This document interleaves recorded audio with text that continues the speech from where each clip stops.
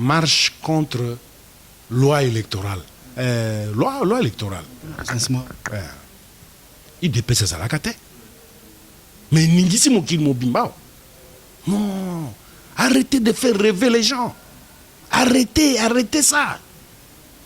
Opposition, ils ont IDPS. C'est tout le monde.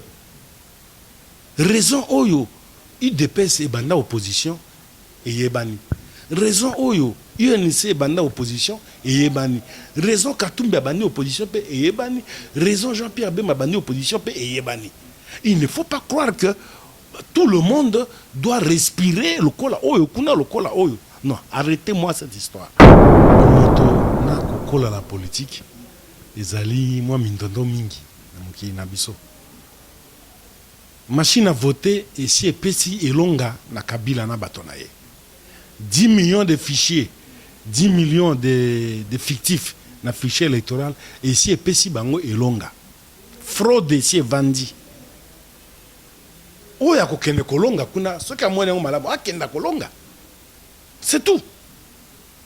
C'est tout.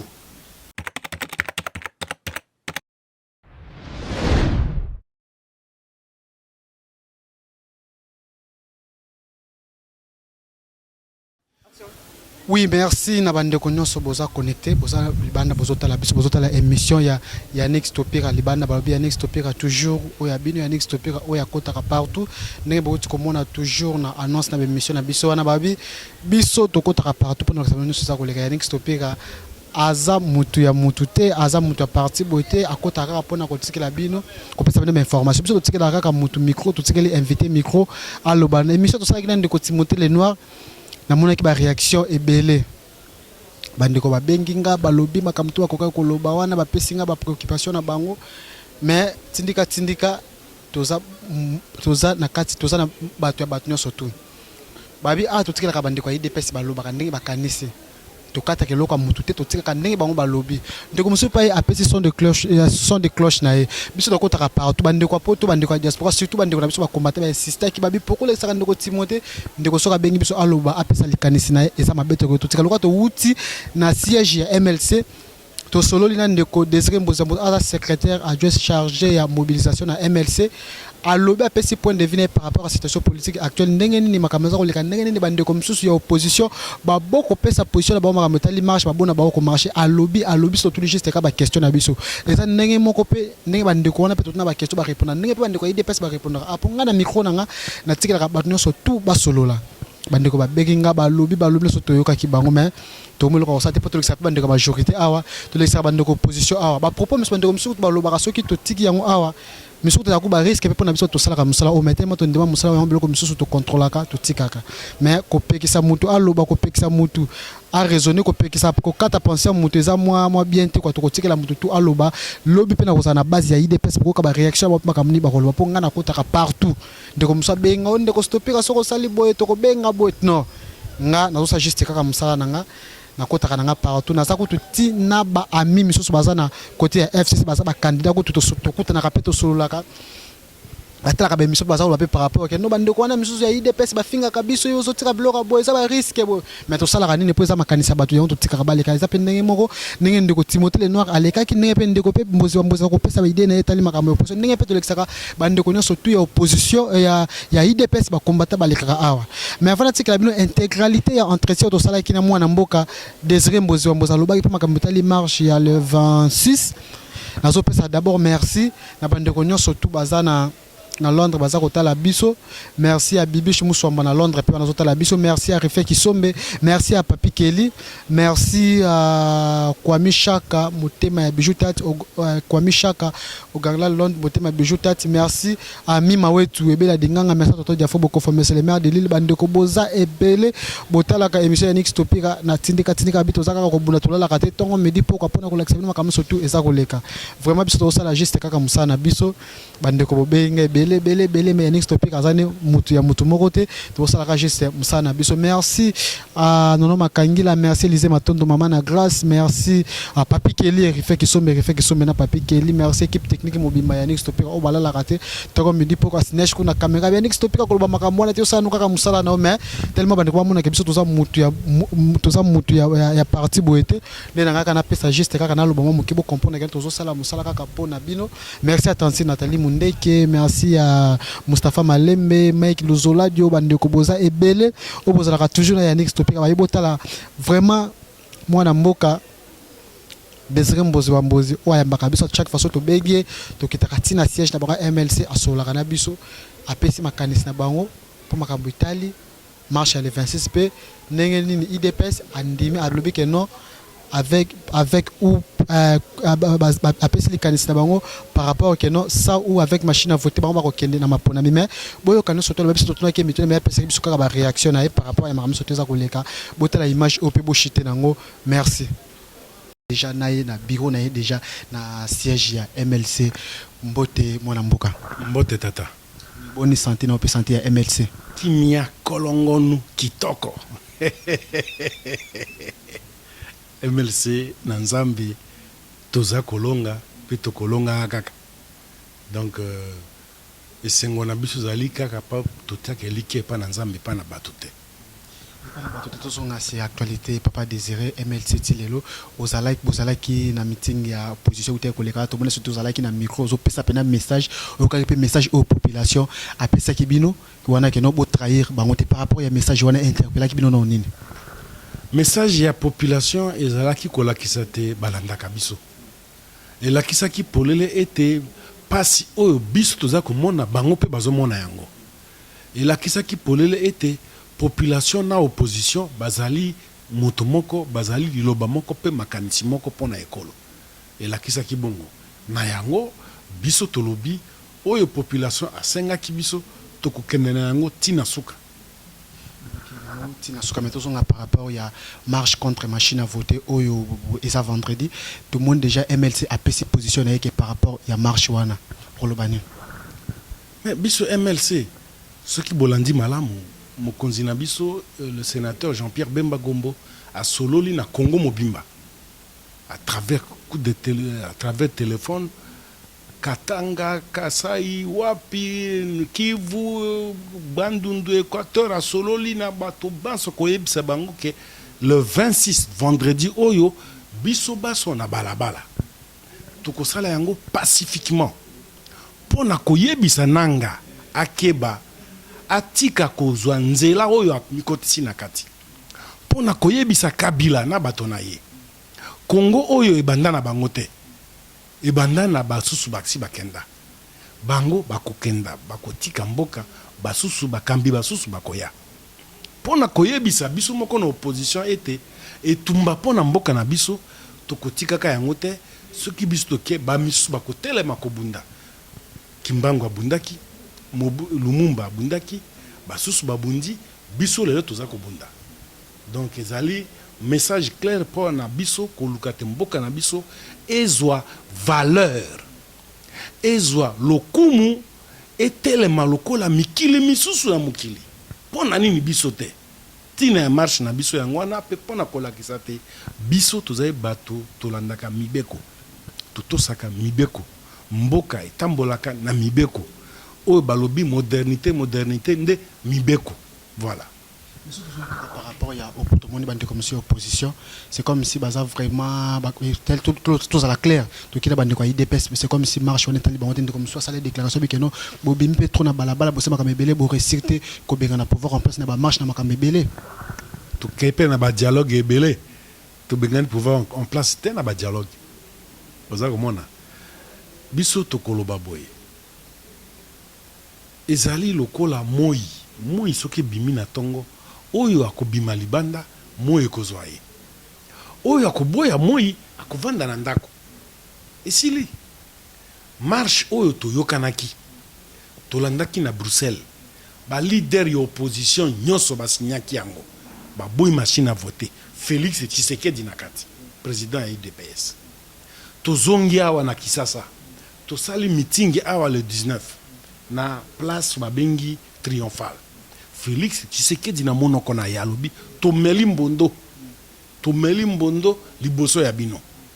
Soki osima ya mikolo amoni ke mbondo amelaki mokolo wana ezali na ntina te etaliye tokosouhaite bonne chance na lingomba na bango pe kobakisa ete ezali mbala ya liboso te UDPS atika baninga akende no ya enzela soki esi ebotela embuma ye moko ayebi biso tolobi tokosala marche machine à voter toboya yango 10 millions de fictifs na fichier il faut ça nettoyer tolobi yango nde il faut elongwa liboso to sala élection le 23 avant le 23 machine à voter il faut payer 10 millions ya fichier électoral ya ba fictif il faut elongwa.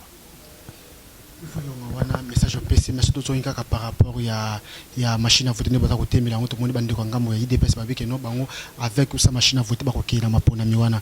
Mais moi na mboka désiré c'est comme si bande comme suna kati moi libane bazolo bakeno ezab mamsusu MLC ou bien bande ko bazana coste ou bazal bakanda bazana coste bazolinga keno makama sotela la pona ba bandele ba kele na transition makama belé keno pona ba récupérer. Bon moto na kokola la politique ezali moi mindondo mingi. Machine à voter et si epesi elonga na kabila na batonaye 10 millions de fichiers 10 millions de fictifs na fichier électoral et si epesi bango elonga fraude si evandi oya kokende kolonga kuna soki amwene ngo malabo akenda kolonga c'est tout oya monique ako gagner na fichier oyo wana oyo amoni ki akoganye na machine à voter akenda epekisi ye nani mutu apekisi bango aza te batika nde lokuta na miso ya bato. C'est de ça qu'il s'agit. Biso na 2011 tozalaki na candidat te MLC kufa MLC continue à exister. Ce n'est pas pour nous un problème.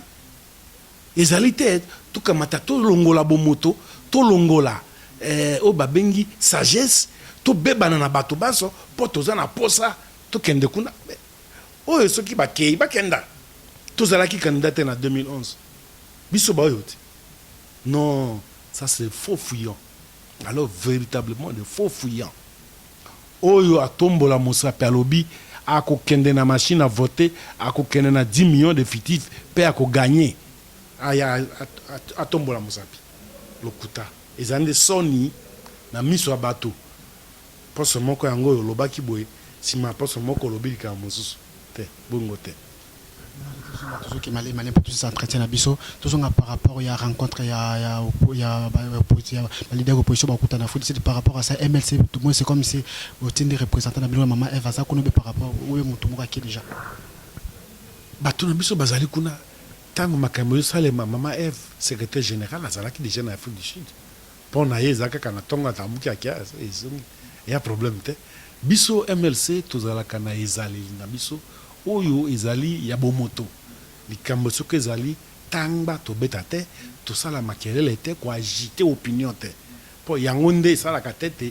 tozala na terrain biso tolobi tokokende élection baye baza koloba ke non po candidat na bango azali te mais c'est mal réfléchir parti politique oyo et aligné ba nombre ya ba candidat koleka Congo mobimba na ba député c'est nous c'est le MLC mais oyo aza koloba wana bango ba aligné combien na provincial encore une fois MLC a aligné 703 candidats bango ba aligné combien c'est pour vous dire que biso tozali engagé na processus ce que sali mabe na mokili ba mongo baloba bako sukaka oamba soki batei yo kaka pe na ino soki bazo pekisaka yo kaka pe na ino ozali nzambe te oleki bato nyonso na mayele te à chaque fois osali boy o réussir te okeya o réussir te ozongi boy o réussir te loba ozana agenda na omususu sala yango na kimia na te obana kofinga ka koloba bilobela voilà tout. par rapport à candidat comme opposition qui va rencontrer ils a ébélé c'est si les besoin candidat opposition est-ce qu'il a fallu décider de senga que nous candidat discours ana euti na majorité bata kabila batu bakamati yango babwaki yango paibwe na bosembo kabila au contraire na bato na ye bakosepela toza na candidat komete po basa la pote ndenge ba mesana biso opposition toza na stratégie na biso stratégie na tokoka matin to tia na balabala te ozoka ngai tokoki candidat comme na biso ata le 22 décembre na minuit to bimisi kombo na ye toyebi eloko nini toza kosala stratégie na biso yango wana etinaki kabila atikala kozala candidat te mpo ye moko asi atiaki makambo na ye comme candidat bato ne bakomaki kotia babanderole awa si stratégie na biso esalaki azonga nsima stratégie na biso esali ke abimisa dauphin stratégie na biso esali ke lelo akende na sadek kodepose candidature kodepose démission na ye ata alobaki yango na ndenge mosusu me akendeki kuna mpe bayebisi eke mbala ya suka tokoyamba ye lokola chef de l'état awa c'est de ça qu'il s'agit nous tokoka na stratégie na biso totia na balabala te tozali bana mike te tokoli na politique mingi baza na majorité wana ntango biso bambozi ya moïse tobani politique bango bazalaki nano pamba pembeni mwa makelele moke mpo bavandi kuna mais lobi toluka bango esika bakozala si bakotambola oka basonzo babendani pembeni non nous disons pas cela biso candidat commun ezali stratégie na biso toyebi ndenge tokobimisa ye soki akobima lolenge nini etali bato te bazila ngonga yango ezali bakoyeba mpe bakomona oyo ekosalema boye nde toza koloba na suka ya entretien par rapport ya bino boza na marche le vendredi tout le monde peut FCC baza na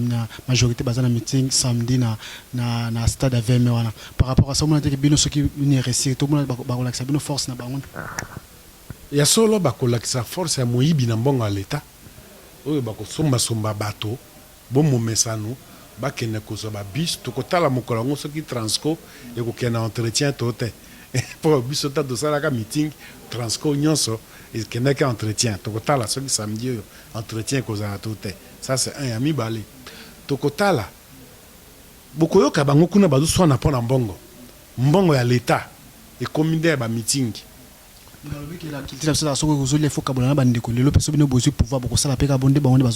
bango mponi bakabolaka na bafonctionnaire baza impayé te bakabola façon okabola mbongo ya malamu ya leta futa bafonctionnaire bongisa banzela longola bafulu etondi ville mobimba ya Kinshasa wana lolenge ya malamu ya okabola mbongo na bato yango wana lolenge ya kolia na bato wana kolia oyo ya bango wana eza ya babandi oyebi so bayibi mbongo bawelaka yango oyo ozala na olokoti ekwe okamati me bato ya bwanya bato ya sérieux omona esika bazosakana na mbongo te bango bosakana na mbongo yo candidat président ya république oloba awa nde mbongo ezali mopatasi on dira otaki na mbongo epa tata na ye bamutitala lobi baya na esika moko ya musique awa bayokokabola bamusicien $2500 2500 tala makambo ya soni boye nde bazokamba ekolo tokolikia te samedi bakoya kosala bilan ya ndenge baboma bazana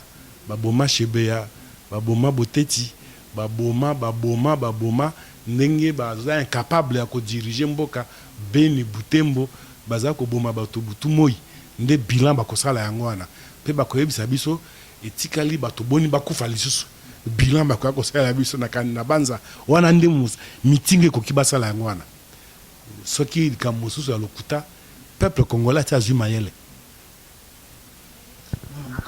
comme déjà na suka question suka pour clôturer déjà tout le monde bandeko libanda partout bazobenga baza kolela déjà pona makambo zo lekano posa bazotala bina musika bona c'est comme si bolingi déjà bopanza na bosa déjà prêt ya kopanza makambo tala oyebi ngai na kamoka ba congolais tozali très hypocrite il y a un problème l'UDPS alingi chaque fois kozala à l'écart baloba na UDPS baloba na opposition te kalinga panzana baloba na UDPS babenga Félix baloba na ye un point trait.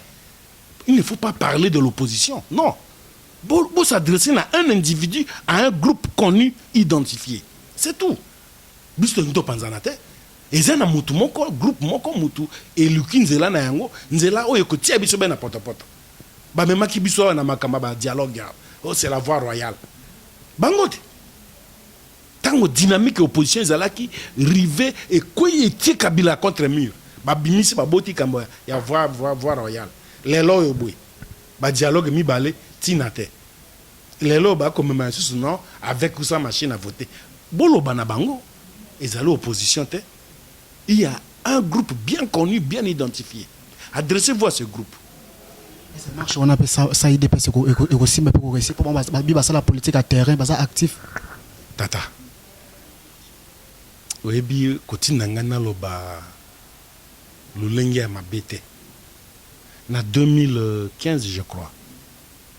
Marche contre loi électorale. Loi électorale. Il dépasse ça la cate. Mais n'ingisi mokil mobimbao. Non.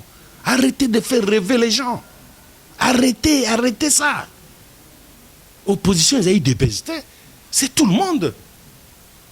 Raison oyo, il dépasse et banda opposition et yebani. Raison oyo, UNC et banda opposition et yebani. Raison Katumbi bandi opposition et yebani. Raison Jean-Pierre Bemba bandi opposition et yebani. Il ne faut pas croire que tout le monde doit respirer le cola oyo, kuna le cola oyo. Non, arrêtez-moi cette histoire. Ce n'est pas correct. UDPS oyo bisto vivaki yango na tango ya bakiba samaliba. Hein? Na tango ba mbwakiem. Na tango ba birindwa. Na tango ba maître Mukendi. UDPS yango pesa la ki. UDPS op ezay no yango démarche. Il ne faut pas nous faire croire des choses. Ça, soyons sérieux. Hein? Toza lelo awa na Kinshasa, to yebani ba force, nenge tozali, nenge toza kotambola, nenge toza ko naviguer. Lelo tata, yo ozali mokuse. Okene ko sala ambition na moto o azali molai, ba beta basket. Te, yo ozali mokuse, ozali bon pour na football. Ko dribble, yebe ko dribble ko tia ba but. Sa yo mokila zaka mokuse. Il savait dribbler et faire des buts. Mais il ne pouvait pas avoir des prétentions à l'obake. Nazali, basketteur, le kola Mutombo Dikembe. Mais cela ne veut pas dire que capacité à football est moins importante que y a basket. Non. C'est de ça qu'il s'agit. Bazali na capacité na bango, bazalité. Biso basusu, tous appellent na capacité na biso akosala. Soyons sérieux, comprenons les choses telles qu'elles sont. IDPS, à Poninzela Naye, tout souhaiter bonne chance à Kenda. Mais n'allez pas dire qu'il y a opposition. Non. UDPS, à Poninzela Naye, bonne chance. Merci beaucoup. Nous avons la diaspora. Vous avez toujours connecté la chaîne Nabiso. Moi, je suis comme Souka, modèle la faire au Pesa Bandoko, surtout Bazana Poto, Bazota, Bandoko, diaspora, Bazapina, Baza MLC, Bandoko, Bisa Bangoni. Nakoye Bisa Bandeko Libanda, Boye. Opposition nyonso bayokanaki na Bruxelles basinyaka mokanda communiquer le kaka biso baso to monoko yango to boyaki machine à voter bango baso basinyaki bango baso bas obligeaki révision fichier électoral ba dénonçaki 10 millions ya ba fictif na simana yango libération ya banani ainsi de suite. Mais les deux questions liées deux questions techniques, il y a élection. Mutombo ya kiangwa zalite. Toye na meeting awa. Le 26, le 19. Mutonyo so boya ki yango azalite. Mutonyo so alo atatola ki na tina ya machine à voter et ezali mabe e buki mibeko. Soki lelo. Ndeko moko groupe moko IDPS alobi andimi yango. Mais to lobi na ye bonne chance akenda. Biso ba totikali to kokoba etumba. Tokokoba se kokoba ti élection et kosalema sans machine à voter, élection kosalema 10 millions d'effectifs et longo. Voilà tout. Merci beaucoup.